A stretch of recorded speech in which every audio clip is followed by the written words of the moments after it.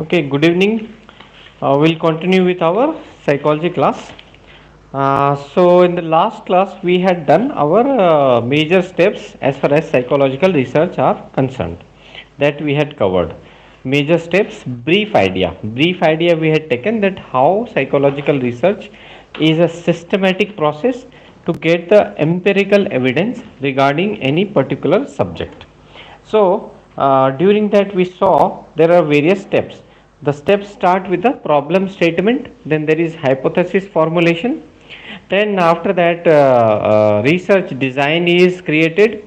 Research design, because research design is the plan for further actions, and research design is a plan, a strategy which fuels your hypothesis formulation and problem statement as well. So what we had seen, this is your problem statement, after that is hypothesis formulation, then comes the research design, and after that there is sampling data collection,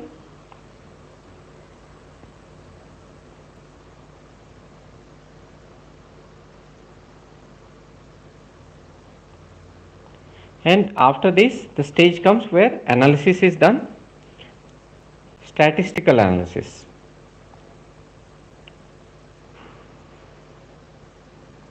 After this, interpretation and report writing. This we had seen all the steps, and we understood the research design is important because this gives you a complete format, a plan according to which the sampling and data collection and analysis, interpretation, report writing, everything will take place according to research design. Research design also helps in problem statement and hypothesis formulation. All the steps have been provided to you. We will see each and every step in detail as well, because once you understand the basics, the statistics does not only involve mathematics as it is being taught in various platforms, as the approach which is kept by other platforms, that statistics probably they don't understand stats. They treat stats as if it is mathematics. In most of the platforms, their teaching is as if statistics is mathematics. Stats is not mathematics. Statistics is conceptual understanding of psychology. So we will treat it as concept of psychology. We will keep it very close with the psychology. Apart from this, what also we saw was fundamental research, pure research or basic research, fundamental, pure, basic research versus applied research, that also we saw. So we will start today's class with the comparison of pure research and applied research. We have already seen what does pure and applied research mean. We have understood the context, and I had given you a homework to jot down the points which will compare the pure and applied research that we were supposed to do. Now we will see what are the comparisons. Now when I give you the comparisons, you should keep in mind that the comparisons may be in points. You need not go and do all the memorization. How we'll organize these points is important. First of all, what is the aim of the pure research? First point is aim. What is the aim of pure research and what is the aim of applied research? As discussed in last class, what was the aim of pure research? Pure research is done to ensure that the scientific knowledge base of the discipline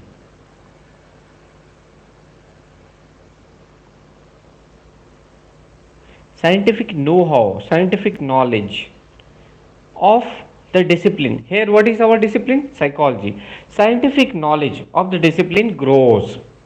That is, it gives you a heuristic impact.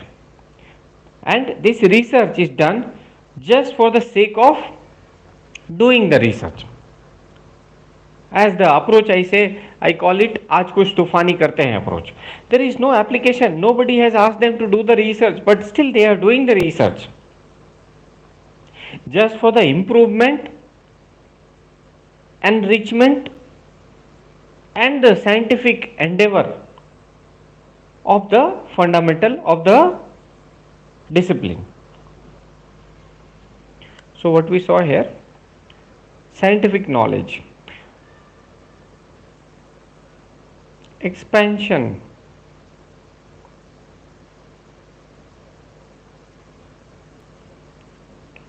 of the scientific knowledge.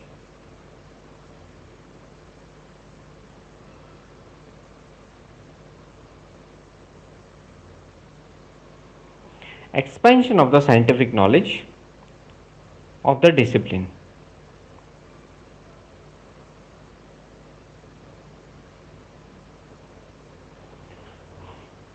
Okay, so suppose psychology, our understanding of psychology, when it started having a scientific image, or when Wilhelm Wundt started his own lab in Leipzig, Germany, to study psychology as a separate discipline. As we have understood earlier, psychology was seen as a study of soul, study of mind. Then Wilhelm Wundt and his disciple Titchener, they both said that that's not the right way, right strategy. Psychology needs to be studied as a separate discipline. Psychology should have its own identity, and the identity should be based on the scientific analysis of consciousness, human consciousness. Mind we have not seen, soul we have not seen. Consciousness can be reached to by the structural analysis of its parts. What are its parts? The constituents: image, affect, and sensation. After doing the scientific analysis about its structure, how a proper consciousness, when a stimuli is there in the environment, light, sound, anything, how we, the kind of image we have, the kind of affect, emotion we go through, the kind of sensation we feel, after analyzing these constituents of the structure, then seeing the interaction in between them, how do they interact, finally we can reach to the conclusion what conscience is built up of, what are the constituents of the structure of the consciousness. So once we get to know what is the structure of the consciousness, this was the subject of the study, because according to the school of structuralism, consciousness should be studied. Conscious should be the study point, not mind, soul, etc. Because we have not seen mind, soul. And as far as philosophy is concerned, from which all other subjects were born, philosophy plus physiology became psychology. Psychology was nothing. Philosophy plus physiology.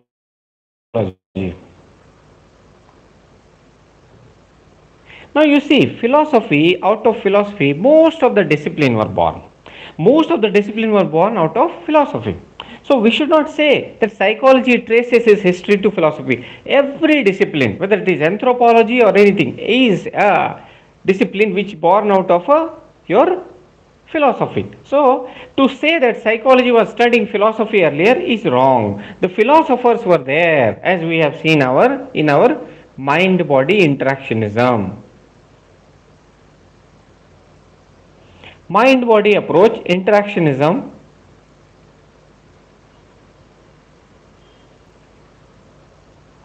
and dualism. The approach given by Descartes.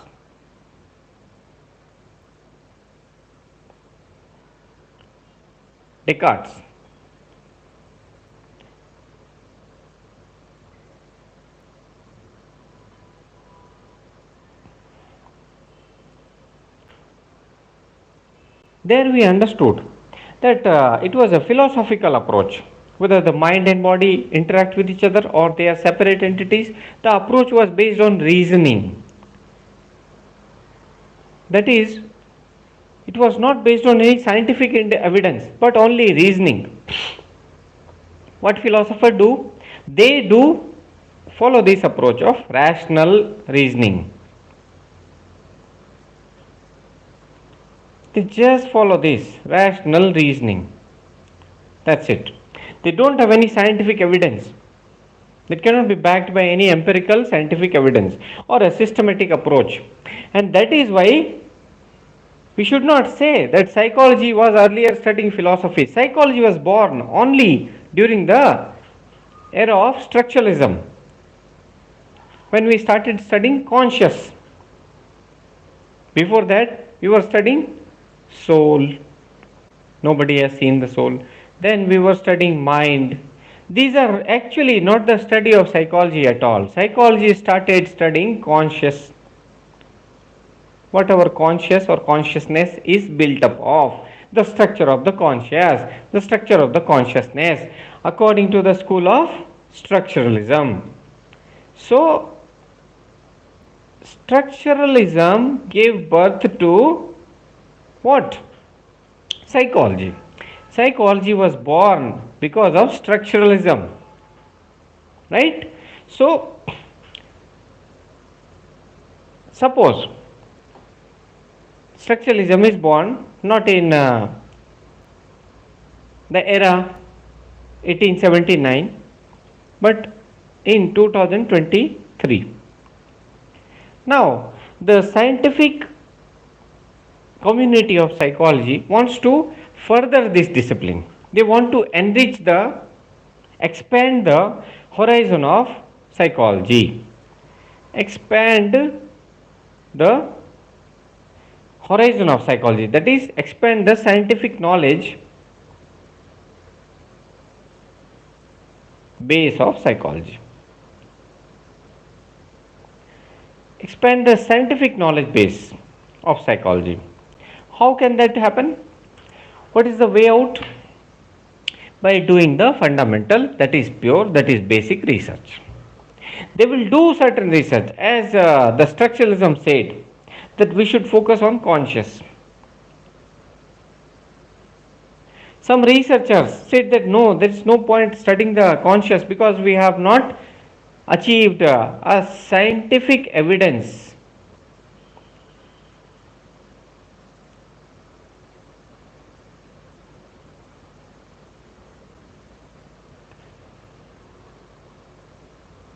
Nobody has seen conscious also. It is just being studied. Just by studying the structure of conscious, will it solve the problems? Will it give us a scientific definition, which is the core of the psychology? Psychology is the scientific study of human behavior and mental processes. So, scientific study, can we attach the tag of scientific study to your psychology because we are studying the structure of the conscious? No, the answer is no. The method, the ontology, what is it studying? The conscious. Epistemology, its validity. No, it's not universal. Then the methodology. What was the methodology? Introspection. It is not a scientific method. And because of that, psychology has not achieved the notion of scientific discipline. So, researchers did a study, researchers did further research in form of pure research, and found that it is better to study the functional approach. That is, what function does the conscious do? What is the function of the conscious? That was the era of Darwin. So, Darwin was believer of adaptability. How does it adapt? What function does the conscious serve so that we adapt and we have a better interaction with the environment? Our adaptability is ensured by the function the conscious does.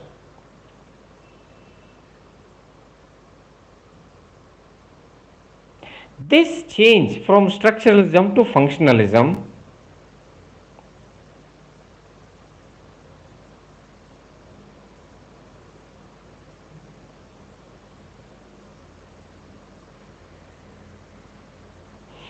happened because of the pure research. This is called pure research. Nobody told them to do the research, but just to expand the horizon of or expand the scientific knowledge of the discipline. They did this research and found that rather than going to the structuralism approach, rather than seeing the structure of the conscious, we should rather see the function of the conscious.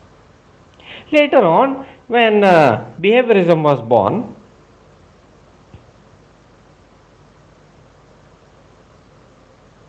that was also born because of the pure research. Because the scientists, scientific community involved with the psychology realized that we are not focusing upon the overt behavior, observable behavior. We cannot measure the behavior. If we are not focusing on something which is overt, which is available to us through the naked eye, we can see, we cannot measure it. What we cannot measure? We cannot measure the conscious. We cannot see the conscious through our naked eye. It is neither observable nor measurable. And the laws proposed by structuralism and functionalism are not universal. They are not achieved, these laws were not reached by lab experiment.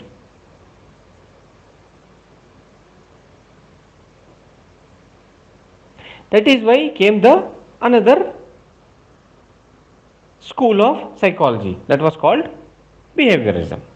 Structuralism, functionalism, then behaviorism.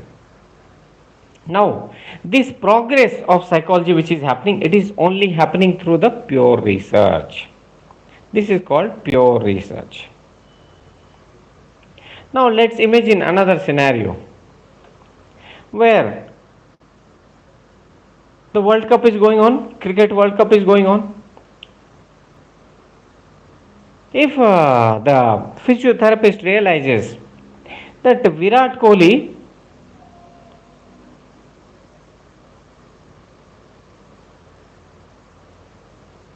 can perform better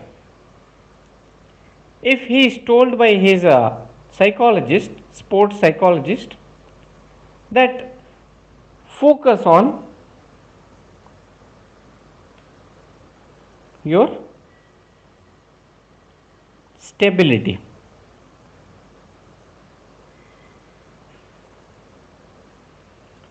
Mental stability.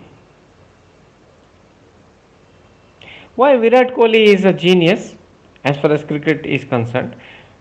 Because despite the fact as his physical strength is concerned, he is definitely fit, no doubt about that. But as far as his strength is concerned, is much lesser. But still he applies it. But if he focuses more on the peace aspect, that is, he can keep his arousal to optimal level. As we have seen in Yerkes Dodson, what does Yerkes Dodson says? This is the arousal. This is the performance.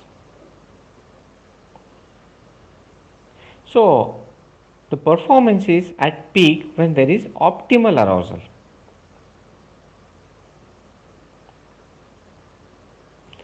Because of the optimal arousal, there is peak performance. That can be achieved for different sports person. There is a different graph. There are different graphs.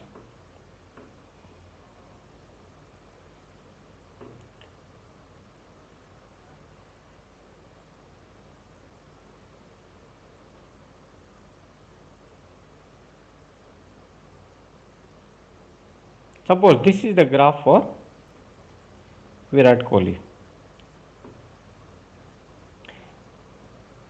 This is the graph for Ravindra Jadeja.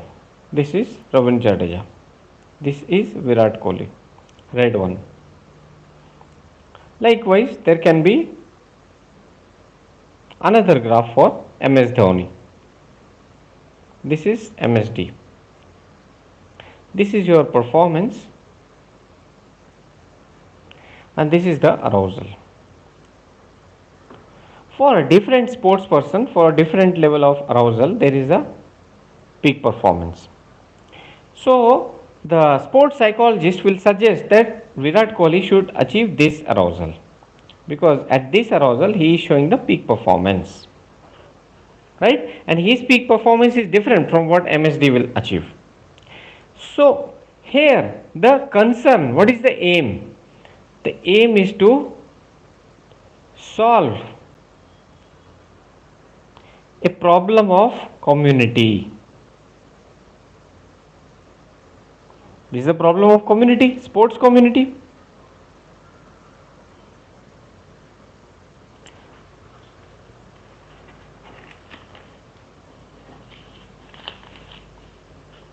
And this problem is specific. And this can be solved through existing knowledge. The existing theory already is there, Yerkes Dodson, that can be applied to ensure that there is a better performance by Virat Kohli.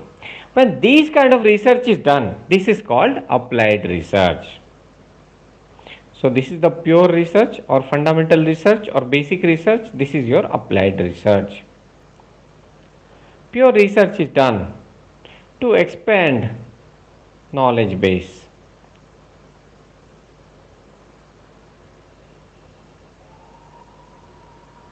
This is done to solve a specific problem.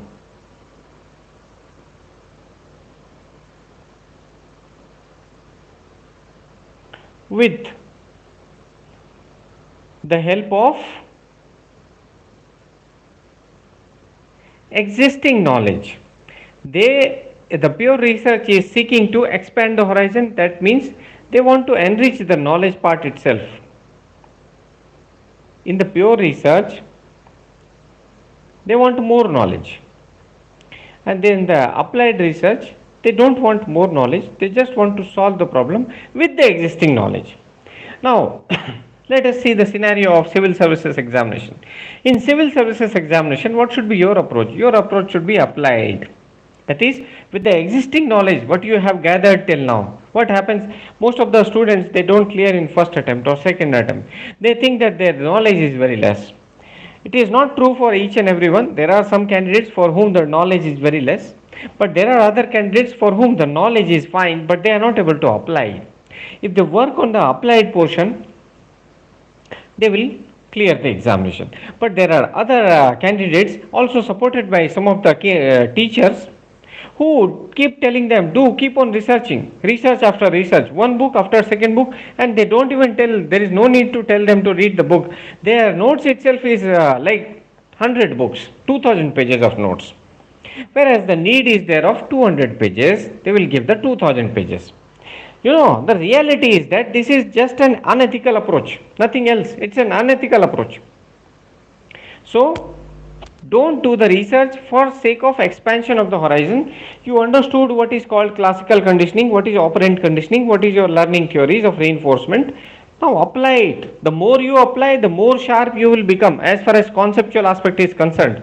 So better focus on application. Do the applied research. How can I help the neighborhood person, an old aged person who is facing the problem of loneliness? How can I apply it? How can I apply to ensure improve my communication skills? How can I apply to improve my persuasive skills? How can I apply the knowledge of psychology to become a better civil servant? All these things will be required in civil service examination. Applied portion, not pure portion. Okay? Now, we'll go to second point. How does pure or applied basic research differ from applied research?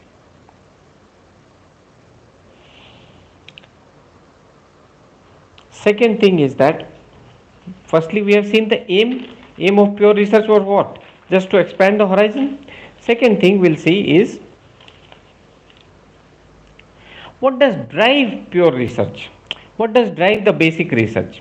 What does drive the fundamental research? Nothing. Curiosity. Curiosity. Now you see, when you are studying a discipline, it is the duty of the teacher to ensure that you become curious regarding the discipline. You become curious regarding the search, the research. But it is also the duty of the teacher to tell you that your curiosity should be limited to application part.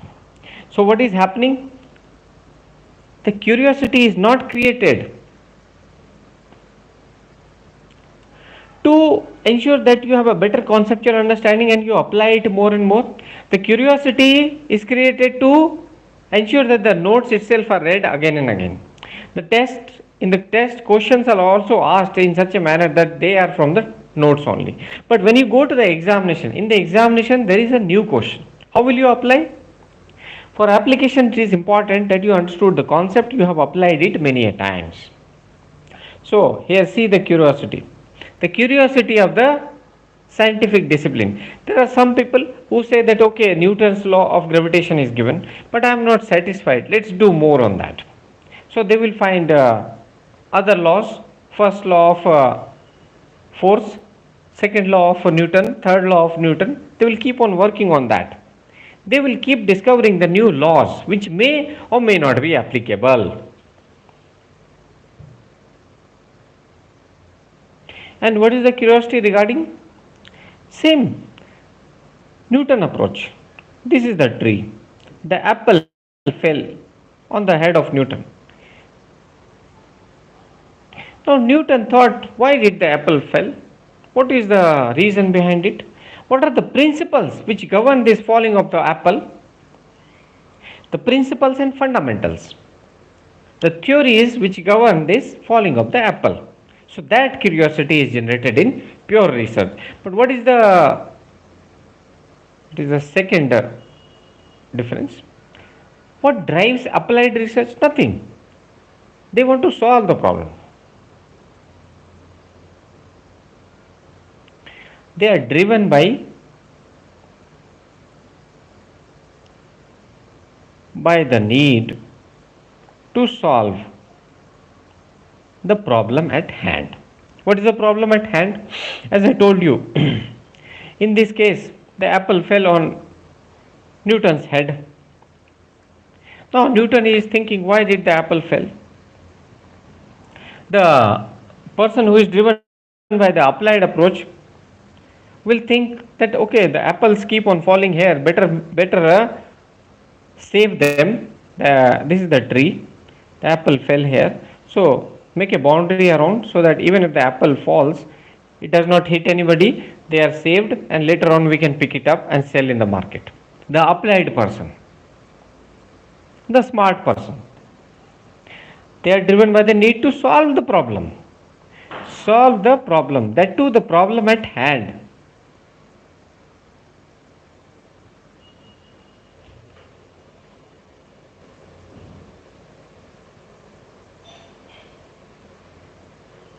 They are not driven by the curiosity as in the pure research.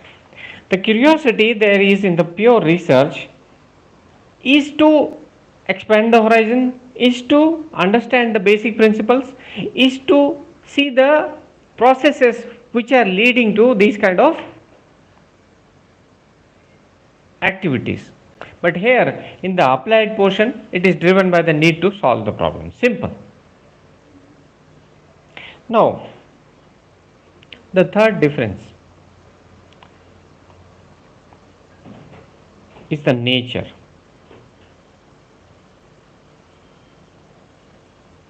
What is the nature of your pure research? The pure research is simply theoretical.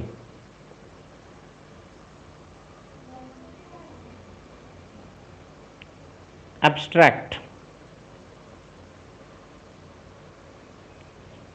That is, they will give a generic principle, a general theory, which is not specific, which is not applied. Like in terms of psychology, as there is already existing Yerkes-Dodson theory. Some researcher may think that we need to understand the process completely. We are driven by the curiosity to expand the horizon of the knowledge. Let us do further research. So what they will come up with, what will be the nature? They will come up with another general principle.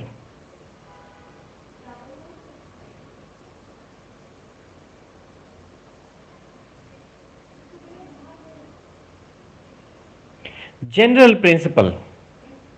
An abstract. What does abstract mean? Abstract is a generalized principle. As we say, abstract reasoning, which does not get any concrete form. That is your abstract principle. And the nature of the pure research, applied research, basic research is the nature of pure research, fundamental research, basic research is to find a theoretical abstract principle.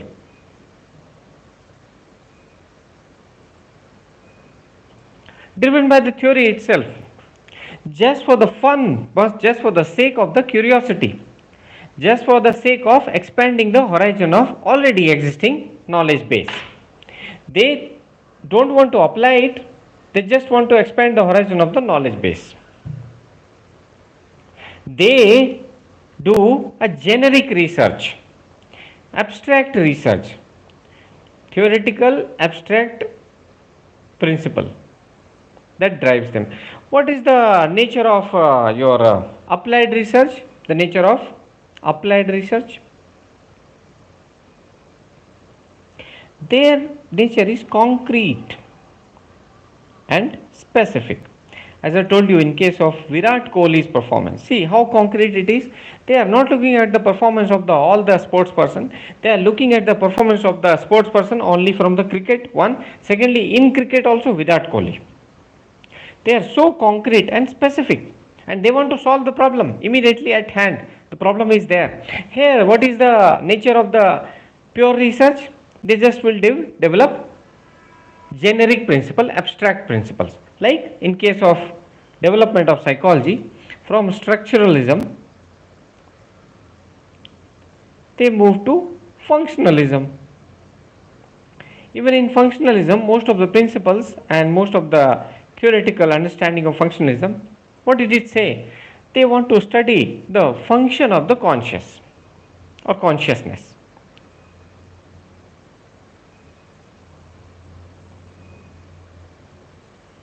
The function of the consciousness, a function of the conscious, that is the study objective. Is it not equally abstract? In the structuralism, structure of the conscious, here the function of the conscious. Is it not very generic in its nature? The conscious itself is an abstract concept. It is an abstract concept. Then when we keep studying, when we start studying its function, that is very broad, generic, broad, generic, abstract.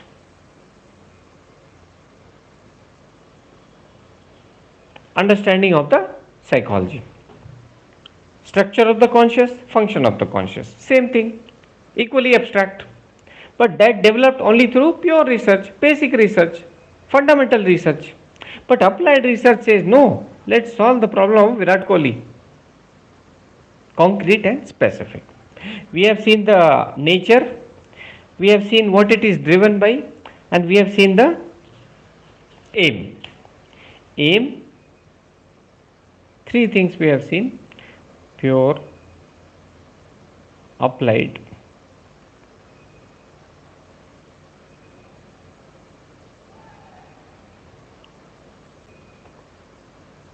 we have seen the aim, just to expand the horizon of the knowledge, just to expand the scientific base of the knowledge. What it is driven by, what is underlying drive, underlying motive or underlying drive.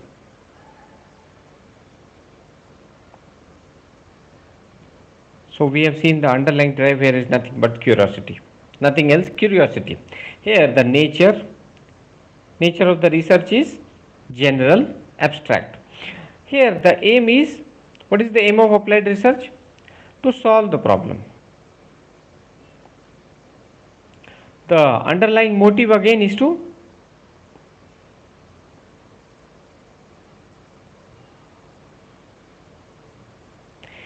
use the existing knowledge To solve a specific problem,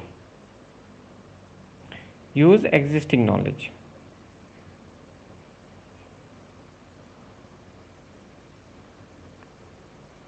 And unlike the pure research, which is abstract, generalized, here it is concrete. The nature is concrete. That's the difference. Three differences we have seen. We'll move to another difference. What is the fourth difference as far as pure and applied research is concerned? You need not remember all the points, but if you have got the grasp of what actually pure research is and what is the applied research, that is enough for you to frame the answer. You need to remember 2 to 3 or at most 4 points only, then give some examples, and you will be able to write not only 10 markers but 15 and 20 markers as well. In the 20 markers, you explain each and every point elaborately. In 15 markers, a bit of elaboration is required. In 10 markers, just keep it specific, give only fewer examples. You have to just increase the number of examples and elaboration as we move from 10 to 15 to 20 markers. Your basic preparation should be that of 10 markers. It's a master strategy. Master strategy. If you have a capability to score more in your 10 markers, you'll be able to score 300 plus in psychology. But if you are aiming to write 60 marker as is done in some of the classes, people join the classes because the students don't know where to go.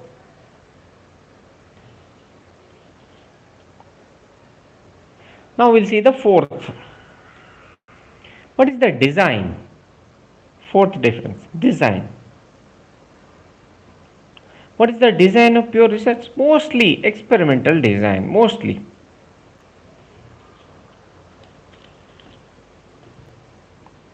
Why it is experimental design? Because they are driven by the mainframe of the research here is to reach to a cause and effect relationship. The pure research wants to reach a cause and effect relationship. They are the people who are of behaviorist orientation. They want to do everything in lab only.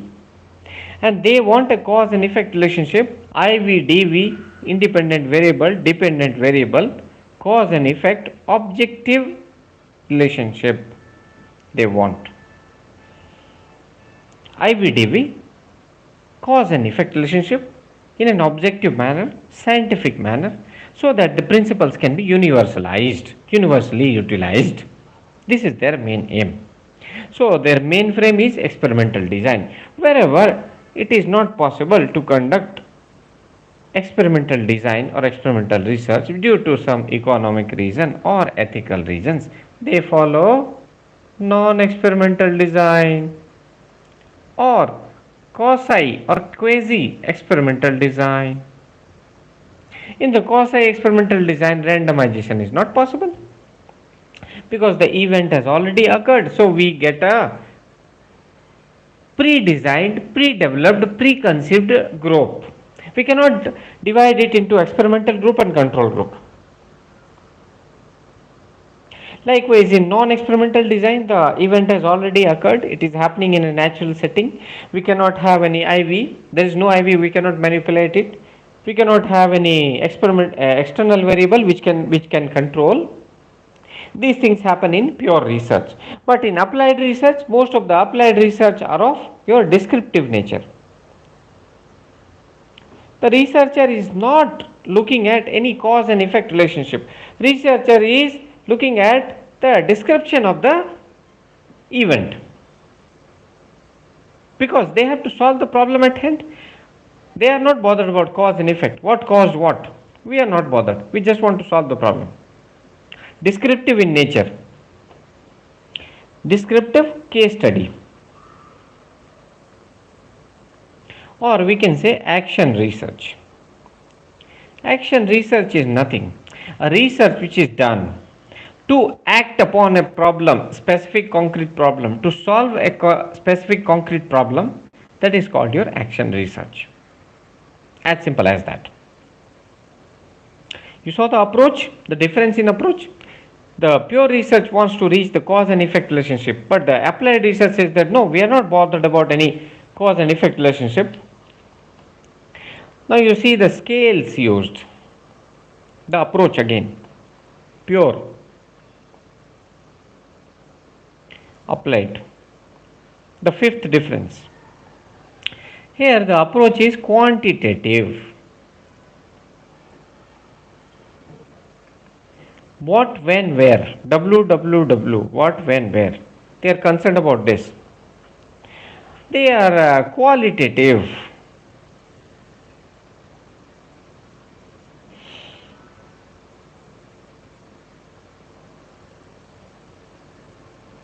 They are driven by qualitative research, not quantitative. Qualitative. That is, they are bothered about the opinion, belief, attitude. Opinion, attitude, and belief. So, in this format will be focus group discussion and grounded theory approach in your applied research. Here, what will be the approach? Again, experimental design, experimental research in pure research. Applied research, brainstorming. Applied research, grounded theory. Applied research, focus group discussion. Simple, finish. Now we'll move to another difference, pure versus applied.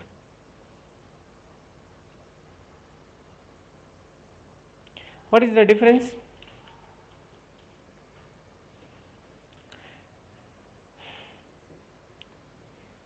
What are they driven by? As we have seen, the underlying motive was to just curiosity driven, just to expand the horizon of the knowledge. And what will be the result, the outcome? Outcome here is building of theory, more theories.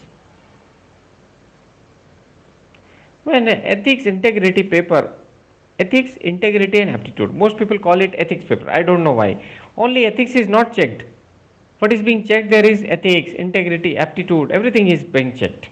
But why they are calling only ethics, ethics, ethics? They don't know ethics, they have not written ethics paper. Many of the ethics teachers, so called, they are teaching psychology. They are from psychology department because they teach psychology in one of the institutions. They keep on teaching ethics also. They don't know anything about ethics, and in their personal conduct also they are very unethical. But still they are teaching it.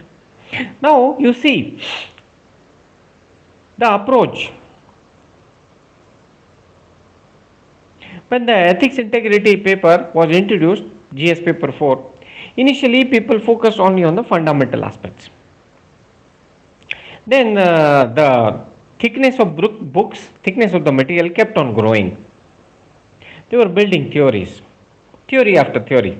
Here in pure research, the same thing happens. Theory after theory after theory after theory. Tarikh pe tarikh pe tarikh pe tarikh. Problem does not get solved. Every time writing ethics integrity paper, getting 140 initially, after that 70, after 35, after that attempt over, finish. In the applied research, what is the outcome? Psychological well-being.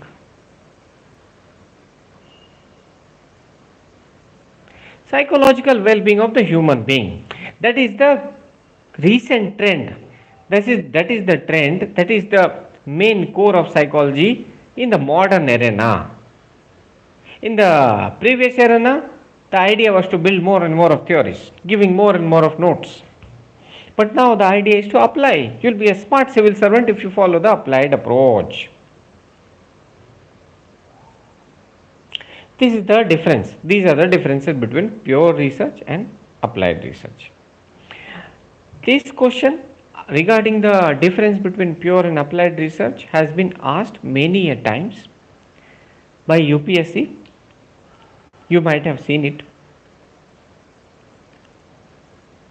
You just prepare this, the 4-5 notes, the 4-5 conceptual ideas with examples.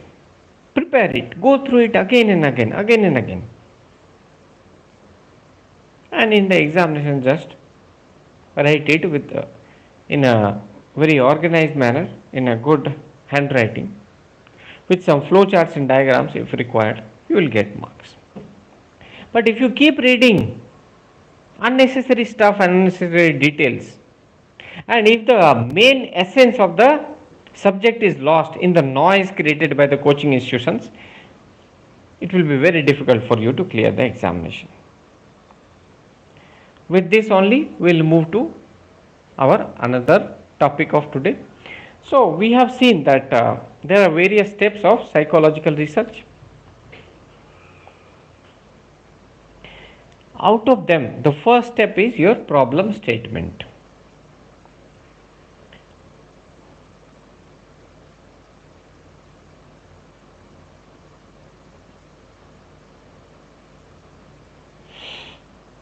Now we will understand problem statement a bit elaborately. What is problem statement?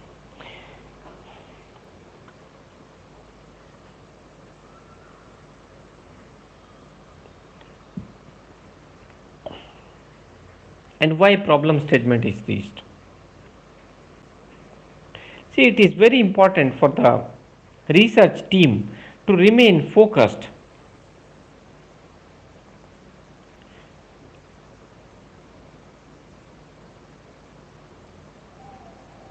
to ensure that the research team remains focused.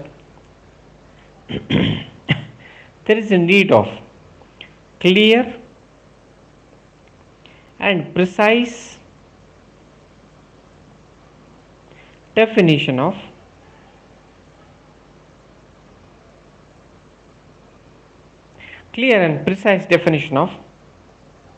the psychological problem. The research problem should be defined clearly, precisely. This is the first aspect of your problem statement. How? Why? What is the example? Suppose the researcher comes across a fact that mental well-being, psychological well-being of youngsters can be improved by persuading them to reduce their social media interaction, to reduce their screen time, so that there is more of a release of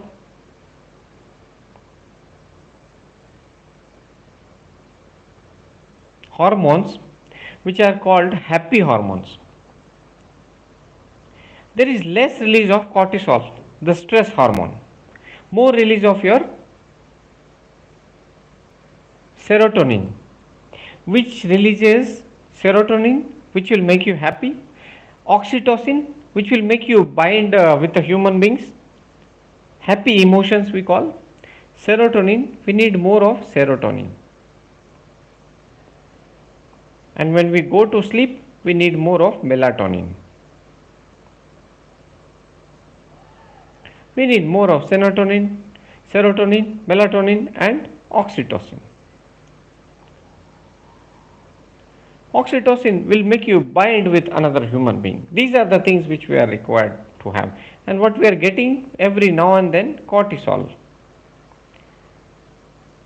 stress hormone, preparing our body and mind to counter the environmental stress. There is definitely environmental stress. This is you. The environmental stress is everywhere in different forms. Now, you are born with a temperament and personality. There are people who are born with a hardy personality. What are these hardy people? The hardy people, their stress absorption capability is very high. Their strategies to counter the environmental stress is very defined, organized. So they don't go through the problems of stress.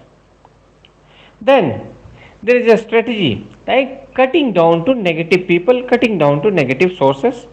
That makes them happy. They can counter because they narrow down their definition of who are my well wishers. That is defined. So that's why as you keep on growing, as you become mature, your friends will be lesser. Your friend circle, the social circle will be narrow. Social circle will become narrower. Likewise, when you cut down on social media, there is more of release of serotonin, oxytocin, melatonin. Keeps you relaxed, happy. So the researcher comes to this literature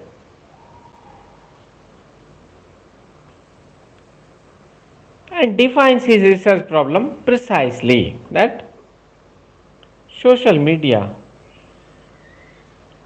is the cause of stress in youngsters.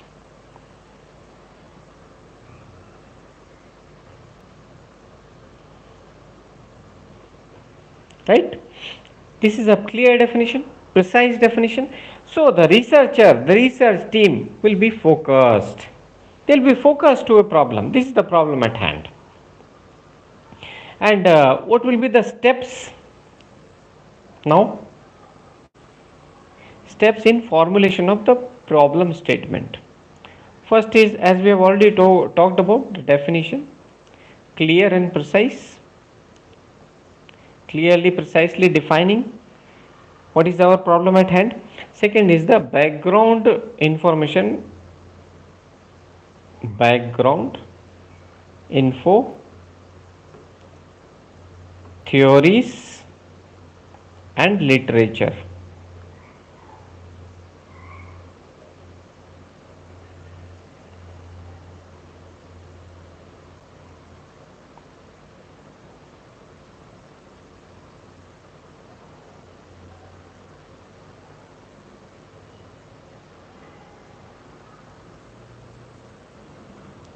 Background, theories, info, literature, everything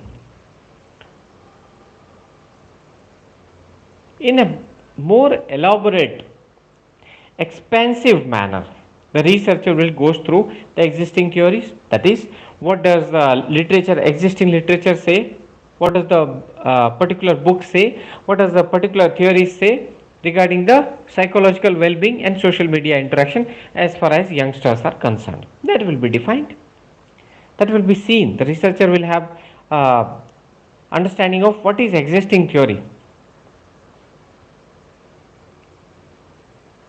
Thorough research will be done before reaching to the problem statement itself, because then only you will be able to see why I am able to tell you confidently that do these things and you will be able to clear the examination, because I have done my research. Not only the literature, but the interaction with the people, with the students, enormous number of students I have seen. And then not only this, I have seen the students who have passed the examination, who have failed the examination, because it is said that you may not learn anything from the successful people, but you will learn a lot from the people who have failed, because they knew why they could not get into the services. The people who clear the examination may not be knowing why they cleared the examination, but those who did not clear definitely know, and if they are sincere people, definitely know. Likewise, I have also seen how the policies are formulated as far as UPSC and DOPT is concerned.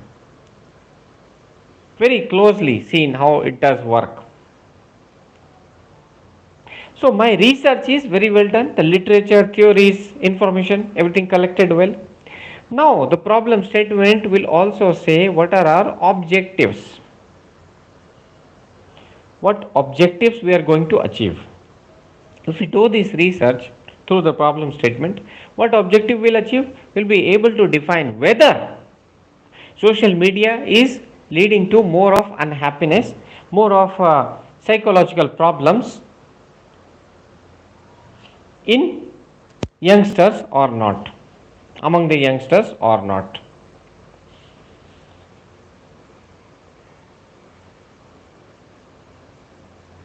So the objectives of the study will be defined, and the last point of problem statement is that we also know what will be the consequences of the study. What will be the consequences of study? We know that the youngsters, if they are told that social media, you should curtail on social media, If they cut down the social media, they'll be happier. So we know what objectives we are going to achieve, what consequences can there be by applying the research. These all will be defined through it.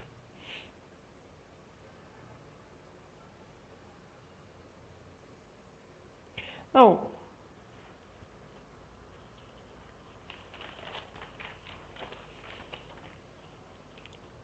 the problem statement also tells you the scope of the research. Scope.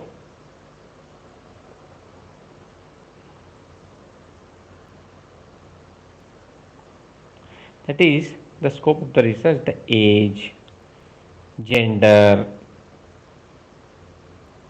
region, on whom the research is being done. That scope. What does the problem statement say? When we say that our problem statement is studying the impact of social media, especially Instagram, on women aged 20 to 25 living in Mumbai, then it is very defined. So, the scope of the research is also very well defined. The objective is defined, consequences are defined, the problem statement is written very clearly, precisely, defining everything. The background information is also collected. Now we reach to the problem statement. You understand the purpose of the problem statement? What does it solve?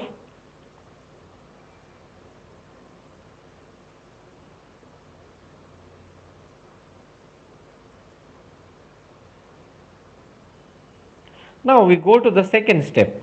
After the problem statement has been achieved, after the problem statement has been defined, the researcher moves to second step. What is the second step? Hypothesis formulation, hypothesis generation.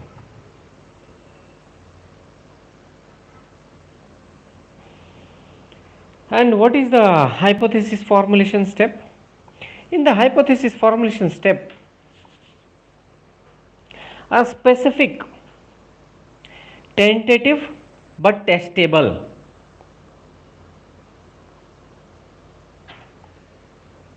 specific, tentative but either we call it testable or falsifiable. We'll see what is the meaning of falsifiable later. For the time we will keep it specific, tentative and testable.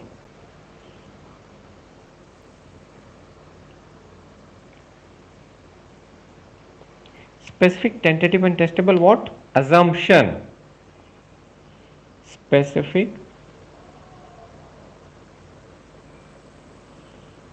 testable and tentative. Assumption is made.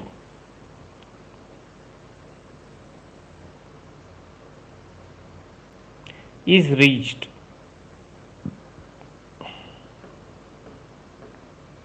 Specific, tentative, testable assumption is made. I am again saying assumption is made by the researcher.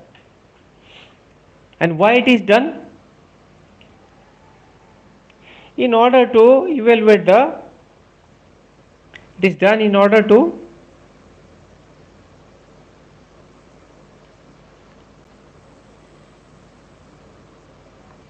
the validity of the research.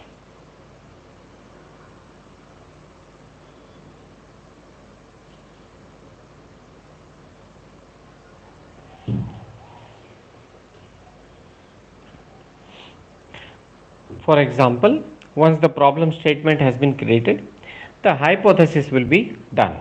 The hypothesis researcher, as I have told you, researcher comes up with the null hypothesis that social media has no effect on psychological well-being of youngsters. This will be the null hypothesis, and the approach of the researcher is to prove it wrong. This is how it goes in psychology, because psychology believes in scientific approach, and one of the criteria of the scientific approach is skepticism, and skepticism says that prove me wrong, assume that I am wrong and now prove me wrong. If I say that the social media has no effect on psychological well-being and I prove this wrong, then there is one assumption, there is one conclusion that social media affects psychological well-being. Now, there can be either in a positive way or in a negative way. So, it gives us direction, positive direction or negative direction. That is why the hypothesis, that is our assumption, is divided into several parts, can be of different types. It can be null hypothesis. Null means that there is no relationship between one variable and the other. Then there is alternate hypothesis, which is nothing but the alternate of this. Null alternate, and after that it may be directional or non-directional. In directional, the hypothesis tells us that whether psychological well-being is dependent on, that is it is going to be positively affected by the social media interaction or negatively affected, or there can be non-directional, it is not seeking any direction. The only conclusion we want to seek is that social media affects psychological well-being. That's it, simple. Then it will become non-directional.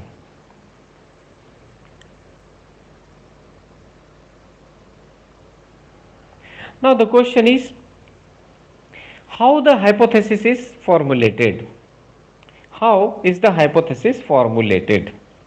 What are the steps to formulate a hypothesis? Steps to formulate hypothesis. The first step is to collect what? As much information as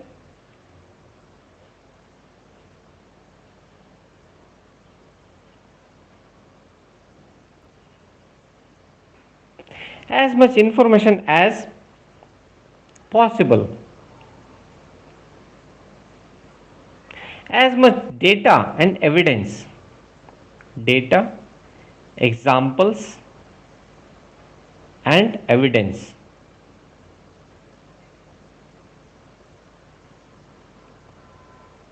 which can be collected through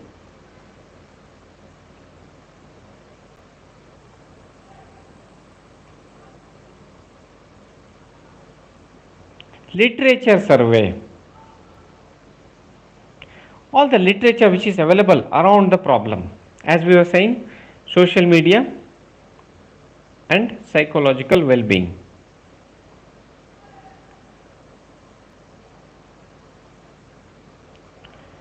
Whatever literature is available in form of our books, theories, internet literature, or given by any particular theorist, that needs to be collected thoroughly. All the evidences, examples, data should be there. Then comes your second step. In the second step, what is done?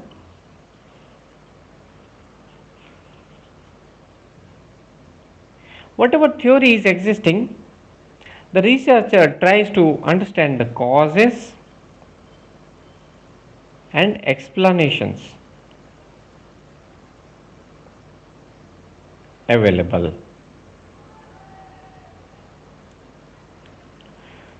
For example, the researcher sees that the UPSC aspirant who are staying in old Rajendra Nagar, they are struck by loneliness. If they go out on the road and keep on roaming around, they will feel guilty, and that's why they keep themselves at room. Either they drink a lots of alcohol or they watch lots of movies alone. They are Netflix and chill alone people.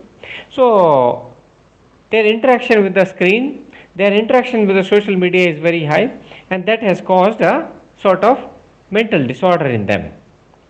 So they want to understand the causes.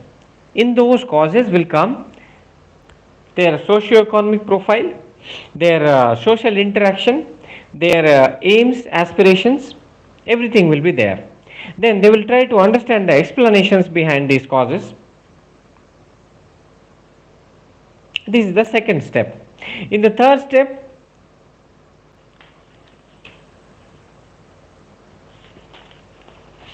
They will try to, they will have to rather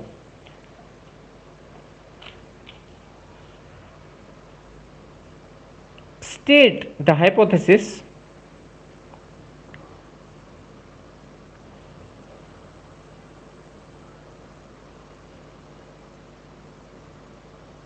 in operational and falsifiable terms. What is falsifiable? Falsifiable is something which can be tested. It can be either accepted or rejected.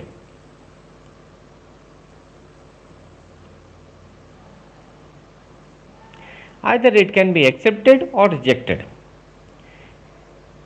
These are called falsifiable. Operational terms means clear objective terms that can be seen, experimented, concluded in the lab. That is called operational. In our example, what is operational term? Like null hypothesis can be social media has no effect on psychological well-being. This is operational. This is falsifiable. Either it can be yes or can be no. This is the hypothesis process. The process of reaching to hypothesis.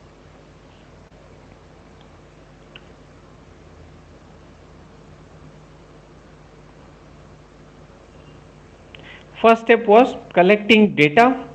Second step was understanding the causes and explanations available. The third step was stating the hypothesis in operational and falsifiable terms. First step of hypothesis formulation: collect data.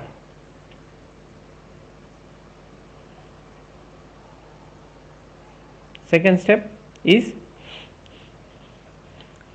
understanding the causes and explanations.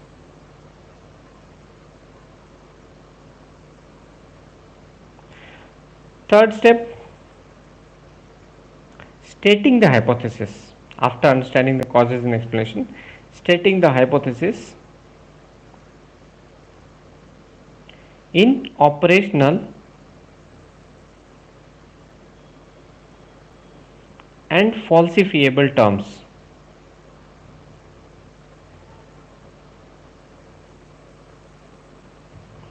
In these three steps only, the hypothesis formulation gets done. After hypothesis formulation comes your next step. What is the next step? This is RD. RD is your research design.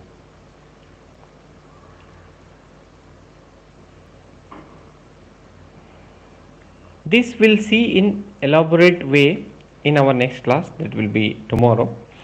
Tomorrow we'll try to keep the timings of the class earlier, but because of the many engagements, as you know, that we are going to expand our brand, because there is a need to simplify the process, so that not only you people who have joined me, but others also who are not associated with us should be benefiting from our endeavor.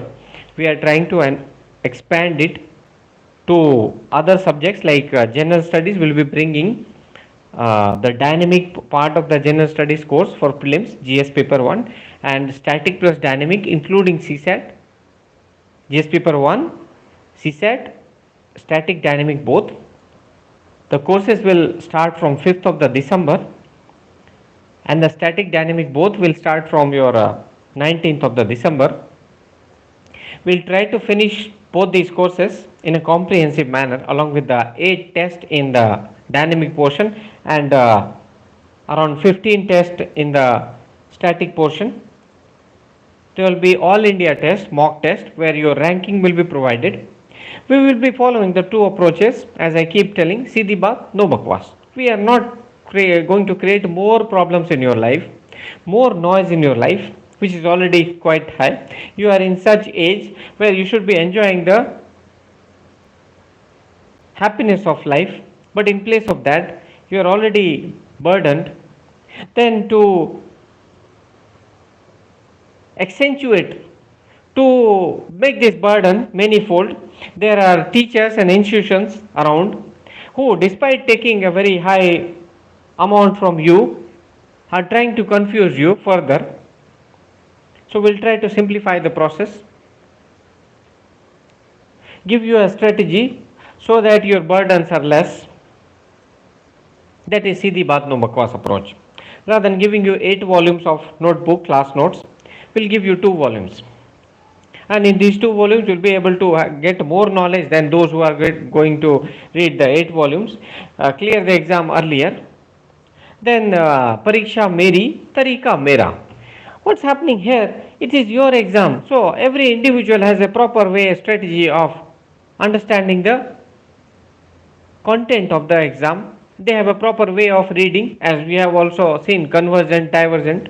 So according to your strength, weakness, the course will be formulated to suit you in the best possible manner. Will personally guide you. Firstly, will customize the content, then personally guide you in your success journey.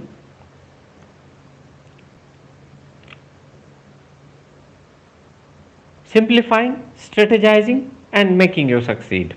This is our aim. Thank you very much.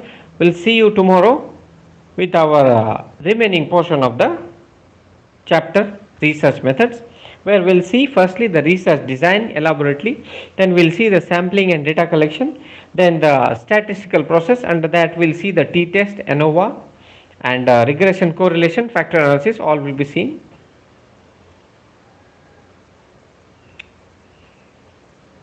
That will finish our chapter. You will be having a good command over the concepts of psychology. After finishing this, when we go to the measurement of individual differences, after doing that, we'll conduct the test. Thank you very much. Good night.